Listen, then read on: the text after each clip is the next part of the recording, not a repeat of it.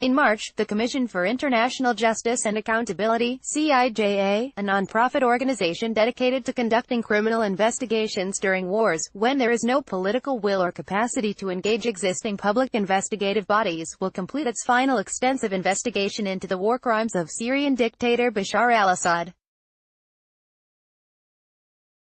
The investigation is based on CIJA's custodianship of more than 800,000 official cables from Syria's four main intelligence and security services, which were obtained via CIJA's work with human rights groups in the country. These agencies were responsible for guiding the massacres of nearly 500,000 people in the course of military operations by Assad's forces and their foreign allies, most notably Russia and Iran. Once the investigation is completed, CIJA will be ready to bring 10 legal cases against Assad and his government for crimes against humanity, and an additional 6 against the Islamic State. Despite these horrific war crimes, it was announced recently that a group of Arab countries has begun normalizing relations with Damascus after they were cut off in 2011, when mass killings and repression became the hallmarks of the civil war. Both Bahrain and the United Arab Emirates announced in late December 2018 that their embassies were reopening in Damascus. Flights between the two countries and Syria are also scheduled to restart soon. In addition, Egypt, Iraq, and even democratic poster child Tunisia have expressed support for Syria's return to the Arab League. Finally, Sudanese President Omar al-Bashir, who has been accused of war crimes and is currently facing mass protests at home, recently visited Damascus and was greeted by his fellow war criminal Assad at the airport and then ushered to the presidential palace. According to Syria's state-run news agency, SANA, the talks centered on restoring the relationship between the two countries to the way it was before the war on Syria. As for the Arab heavyweight Saudi Arabia, it cannot re-engage with Assad and his regime after the atrocities that have occurred, due to Riyadh's unique historical connections and religious and tribal ties to the majority of Syria's people.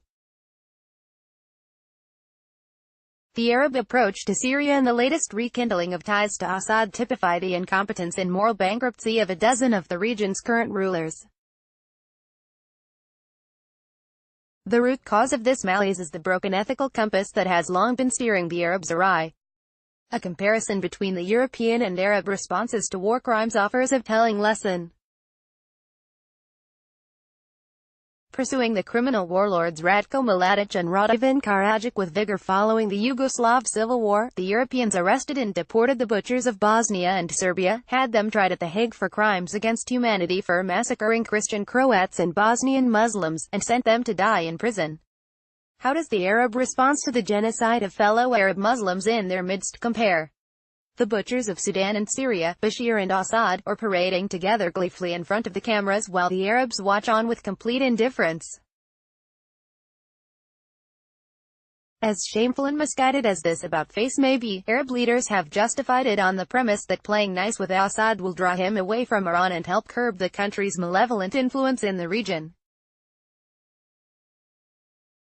The Arab countries, of course, are looking for any way they can to build a wall between Iran and the Arab world in the face of Tehran's continued policies of destabilization through regional proxies. Iran-supported militias and terrorists have been wreaking havoc in Syria, Bahrain, Yemen, Iraq, Lebanon, and elsewhere for decades now and have become the primary anti-terrorist focus of the Arab states, especially now that the Islamic State and al-Qaeda are nearly defeated. However, the experience of Lebanon, where Western and Arab Gulf states showered billions of dollars in aid in a quixotic attempt to defeat Iran, shows that such an approach has not worked and will not work. In the wake of the 2006 Israel-Hezbollah war, U.S., Arab, and European thinking was that if the Lebanese army could be built up, then it would eclipse Hezbollah and cause its dissolution. But the opposite has occurred. Hezbollah is stronger than ever. The Lebanese army now basically coordinates all its operations with the terrorist organization, and Iran's influence in Lebanon has only increased.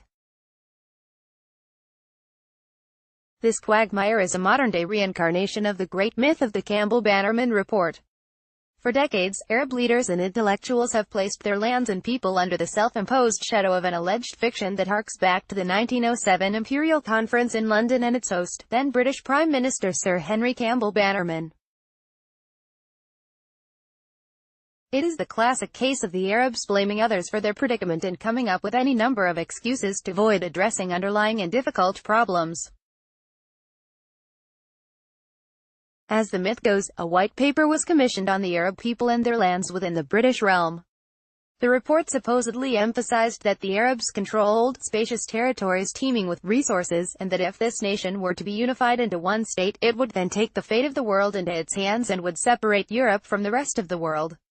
It also recommended several remedial actions to this predicament, promoting division in the region, establishing artificial political entities that would be under the authority of the imperialist countries, fighting against all kinds of unity,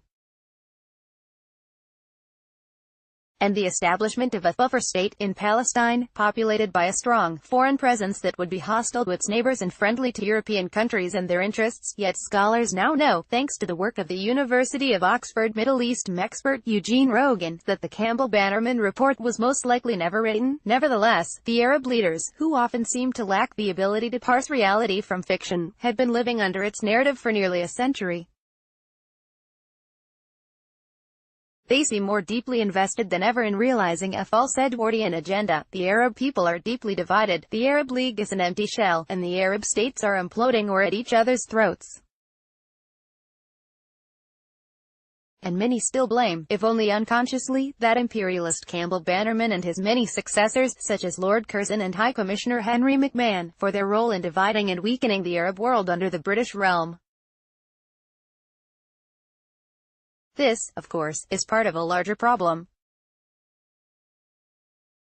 A quick reality check shows that the majority of Arab states do not exist to further clearly articulated objectives but instead exist to pursue whatever path of least resistance presents itself, regardless of reputation or efficacy. There is a total absence of progress on the security front. Again and again, efforts to coalesce the many Arab states into a united defense umbrella have failed, subjecting the region to the mercy of foreign powers like Iran and Turkey. Then there is the incessant inability to take on poverty, underdevelopment, and extremism and to generate the kind of diversified economic growth that would allow the Arab world to compete in the global marketplace with more than just natural resources and tourism. Instead of living in the past, the Arabs need to accept the present. They must settle the differences among themselves so they can establish a consistent community capable of united action. They must work to improve, interconnect, and diversify their economies.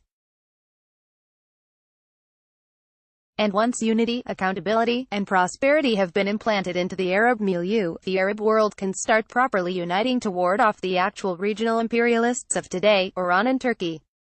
For many years, Israel's existence was said to be perpetuating Arab weakness. The country gave the Arab governments the perfect excuse to avoid the kinds of reforms necessary to become modern, strong, unified nations able to drive out foreign powers and genocidal dictators. Yet the myth of the Campbell-Bannerman report shows that the problem is much older than Israel. The Arabs have essentially embraced the myth's defeatist, foreign, conspiratorial mindset, which strips them of any agency and places all blame abroad. The result has been a failure to build a sustainable world of their own. Horrendous crimes have been committed in Syria, and unless the Arab world awakens from its long historical nightmare and musters the will to prosecute them in regional and international courts, it will continue to sink deeper and deeper into levels of impotence and division that only a supposed nemesis like Campbell Bannerman could have devised.